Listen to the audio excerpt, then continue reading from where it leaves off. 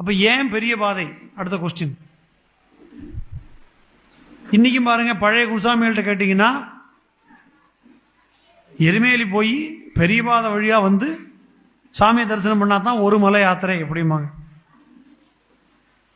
18 மலை போகணும், 20 மலை போகணும்னு சொல்லும்போது, நீ மாசம் மாசம் போறதெல்லாம் மலை கணக்கே கிடையாதுப்பா, பெரிய பாதையில போய் பகவானை தரிசனம் பண்றதுதான் ஒரு யாத்திரைன்னு பழைய குருசாமிகள் சொல்லுவாங்க.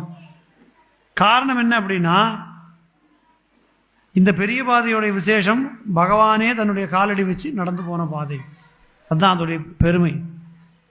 ஏன்னா அங்க இருக்கக்கூடிய ஒரு கல்லும் ஒரு மண்ணும் ஒரு மரமும் பகவானுடைய ஸ்பர்சம் பட்டது. அவர் உட்கார்ந்த பாறை, அவர் தொட்ட மரம், அவர் தண்ணி குடிச்ச தோடு, இதெல்லாம் அங்கே இருக்கு.